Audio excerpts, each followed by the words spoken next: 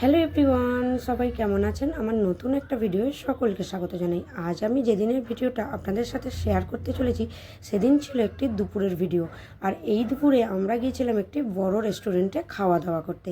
আসলে কি বলুন তো, মাঝে মধ্যে আমাদের জীবনের একঘেয়েমি কাটানোর জন্য এই ধরনের আউটিংয়ে কিন্তু শরীর, মন এবং স্বাস্থ্য সব কিছুই ভালো থাকে, আর মনের ক্লান্তিও কিন্তু দূর হয়ে যায়। আসলে একটা কথা কি জানেন তো, আমরা মেয়েরা 24 ঘন্টায় 4 বেলা ফ্যামিলির আয়েস করতে করতে নিজেদের জীবন ধারণের কথা ভুলেই যাই। শুধুই ভেবে থাকি যে প্রত্যেকটা ফ্যামিলির মানুষ কি খাবে, 4 বেলা তাদের কি দেব। এই করতে করতে নিজেরা কখন যে কোথায় হারিয়ে ফেলি নিজেদেরকে, আর আমরা ফিরে তাকানোর সময় পাই না। সেই জন্য মাঝে মাঝে এই রকম একটু রেস্টুরেন্টে বলুন, কোথাও বেড়াতে যাওয়া বলুন, গেলে আমাদের মন এবং শরীর মেজাজ সব কিছুই কিন্তু ভালো থাকে। আর আমরাও তো মেয়ে হলো রক্ত মাংসে গড়া মানুষ বলুন, আমাদেরও তো ক্লান্তি, বিভিন্ন চিন্তাভাবনা এবং আমাদের শরীর, সেইগুলো কথা বলতে কি এক হাঁড়ির ভাত কি আর সবসময় ভালো লাগে? তার জন্য কিন্তু হাঁড়িটাও বদলাতে হয়। মানুষের জীবনধারাটাও ঠিক তেমনই।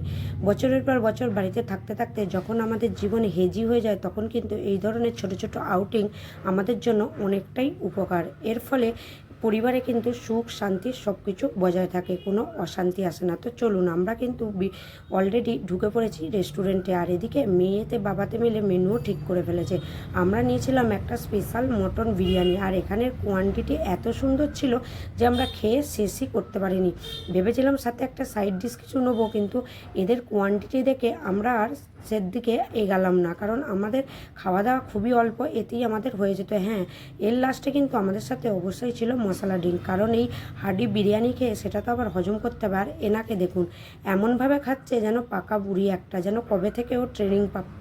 আমি তো দেখে অবাক। আমি খাওয়া ছেড়ে দিয়ে এদেরই একটু একটু করে ক্লিপ নিয়ে রাখছিলাম।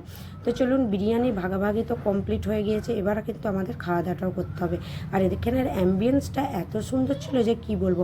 ভেতরের পরিবেশটা বেশ সুন্দর, একটা হালকা মিজমিচে আলো জ্বলছিল, আর চারিদিকে এসি চলছিল, বেশ ঠান্ডা ঠান্ডা ওয়েদারে খুবই ভালো লাগছিল। আর এখানে রেস্টুরেন্টটার পরিবেশটা এত সুন্দর ছিল, চারিদিকে সবুজে ঘেরা একদম ফাঁকা জায়গায় এই রেস্টুরেন্টটা। বেশ আলাদাই একটা পরিবেশ ছিল। আর প্রাকৃতিক পরিবেশ তো আমার সবসময়তেই ভালো লাগে। যেখানেই প্রকৃতি সেখানেই কিন্তু আমি ছুটি, কারণ প্রকৃতি যেন আমার সাথে কথা বলে, আমার তো খুবই ভালো লাগে। যেহেতু আমি গ্রামে বড় হয়েছি, সবুজে বড় হয়েছি, সেই জন্য সবুজ প্রাকৃতিক পরিবেশে আমার খুবই মজা লাগে। তো চলুন, এখানে তো আমাদের খাওয়া দাওয়া অলরেডি চলছে, আর মেয়েরা দেখুন একবারে যেন বাড়ি পেয়ে গিয়েছে, ঘুরে বসে খেয়ে দিয়ে একদম নিশ্চিন্ত মনে খাওয়া দাওয়া করছে। এই যে অলরেডি আমাদের খাওয়া দাওয়া কমপ্লিট হয়ে গেছে, এবার কিন্তু দিয়ে গেছে একটা মশলা ড্রিঙ্ক। এটা কেমন খেতে আমি জানি না, তবে কিছুটা থামস আপের মতো খেতে। প্রথমে ওরাই টেস্ট করেছিল, আর আমি একটু লেটে করেছিলাম, কারণ আমি বসে বসে ওই যে বললাম এই পাকা বুড়িটার খাওয়া দাওয়াগুলো দেখছিলাম। এই দেখুন না, পাকা বুড়িটা জুসটাকে নিয়ে পাইপটা নিয়ে বুড়বুড় করছিল। তো আমিও একটু কিন্তু কোল্ড ড্রিঙ্কস খেয়ে নিয়েছিলাম। এটা খেলে নাকি বিরিয়ানি খেয়ে হজম হয়ে যায়। তো চলুন, আজকের ভিডিওটা তো ছিল আমাদের এই পর্যন্তই। কেমন লাগলো ভিডিওটা অবশ্যই কিন্তু কমেন্ট করে জানাবেন। আর এই দেখুন, এই পাকা বুড়ির খাওয়া হয়ে গেছে, নিজেই নেমে চলে আসছে।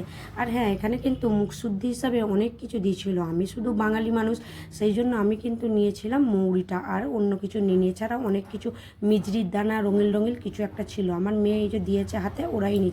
তো চলুন, ভিডিওটা কেমন লাগলো অবশ্যই জানাবেন। ভালো লাগলে একটা লাইক করে দেবেন।